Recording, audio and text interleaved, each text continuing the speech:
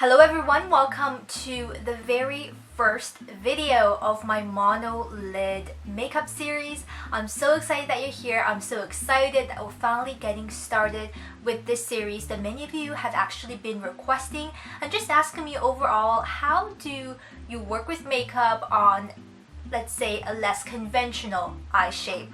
For someone like myself, if you are a first-time viewer of my channel, my left side, so left side on this side, is actually a double eyelid, aka with a crease, you know, on my lid space.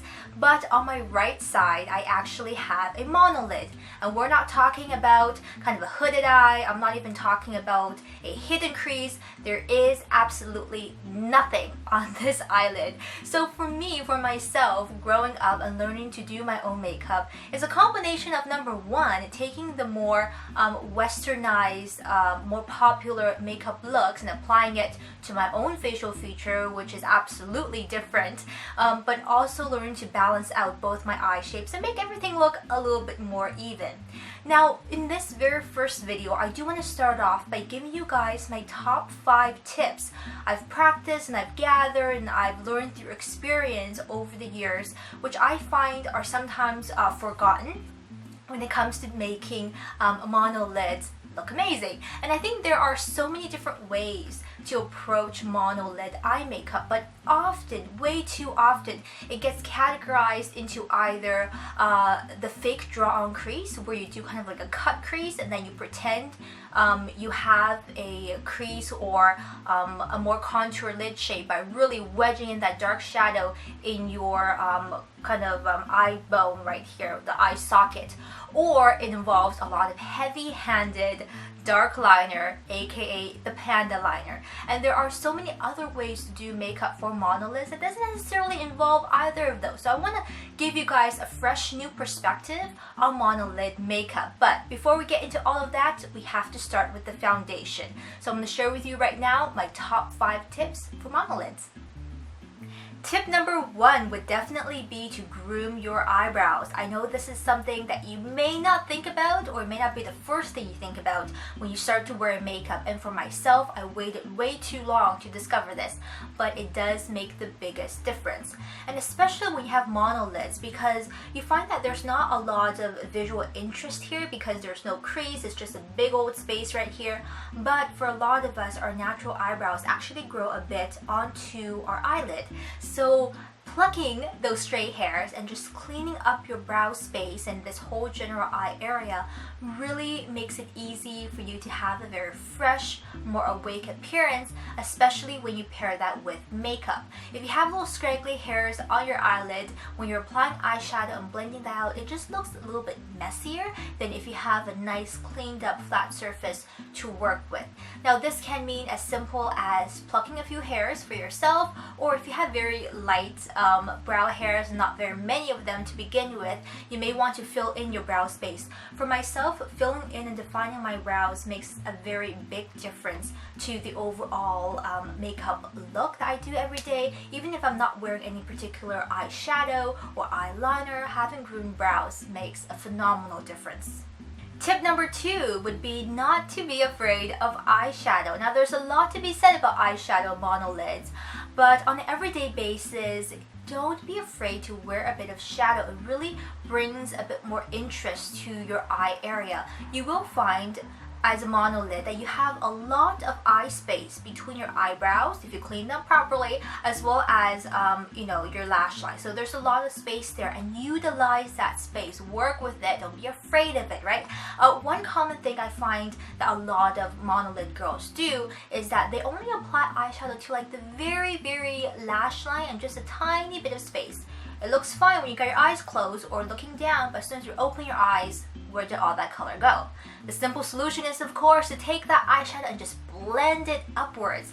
Now don't feel like you have to go crazy like an 80s disco look, you know, crazy brows and then crazy eyeshadow all the way up to your eyebrows.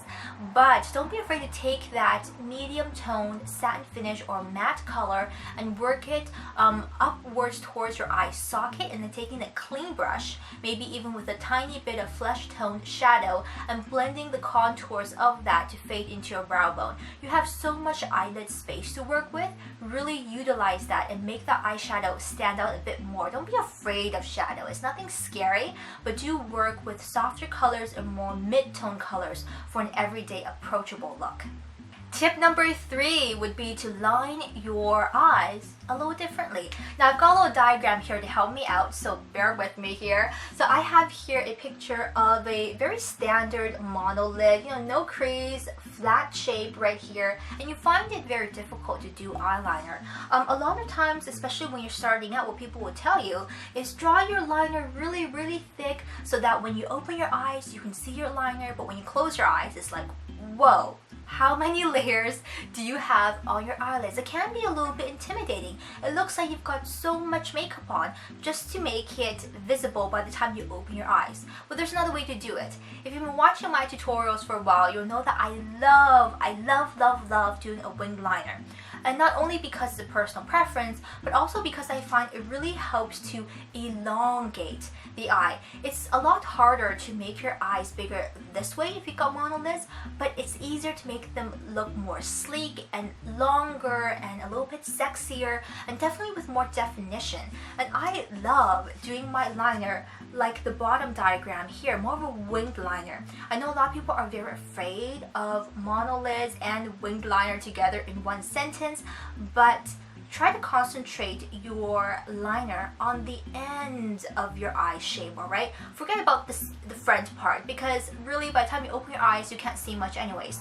So concentrate your liner on the center of the eye, from the center all the way to the end. And this is a lot easier to see by the time you open your eyes. And it also lifts your eye. If your eye corner tends to droop a little bit with a monolid, this brings the eye up and really helps you look more awake and alert.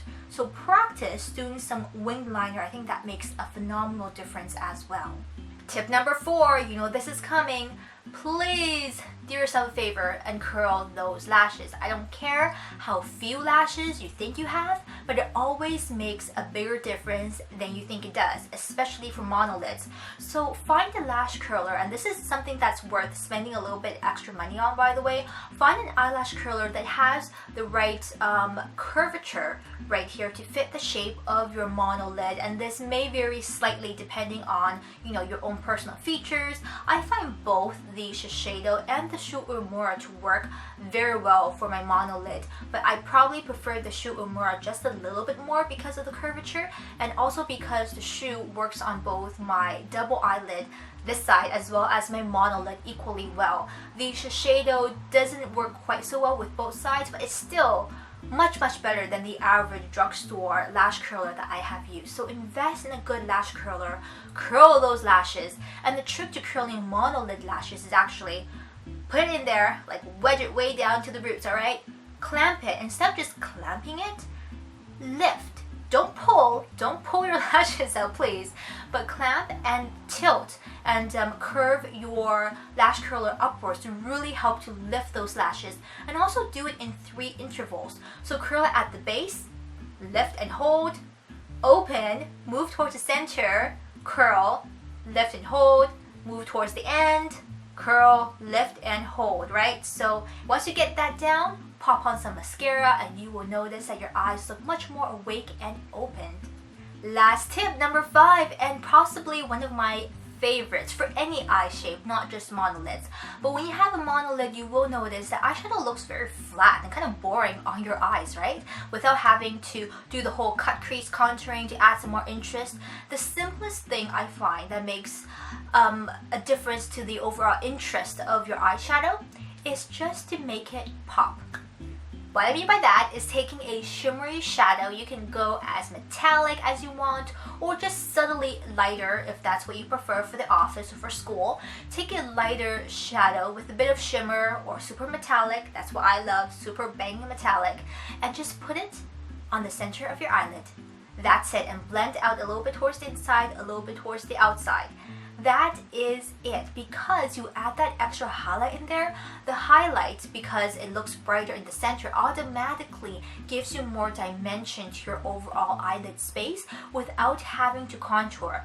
On a day-to-day basis, I often just do one single wash of color all the way around, like a medium toned matte shadow or satin shadow, and then take that one super metallic color and just pop it right in the center. A lot of people call that a halo effect. Whatever that you call it, it works, and it's the simplest way to bring light and life and attention to your eyeshadow look for monolids. And there you have it, my top 5 tips and tricks for monolids. I really hope you found this informative, and I gave you some insight into how I work with makeup on my monolid eye. Of course, today I am wearing a makeup look that really balances both of my eye shapes, so you can't really tell it's a monolid on this side. But for those of you who have been watching me for a long time, when I'm not wearing any makeup on screen, or I am doing Get Ready With Me, which by the way, I'll link a couple of those down below if you want to see how I work with my monolid side with other makeup looks. You will know. I've always talked about this side, but I hope that this was helpful again, and feel free to leave me questions and comments down below in the comment section of this video. Have you tried any of these tips? If you do, let me know how it works out for you. Always feel free to hit me up over on social media. I'm everywhere. I love to see you over on my blog as well. So until next time, stay beautiful, and I'll talk to you very soon. Take care. Bye.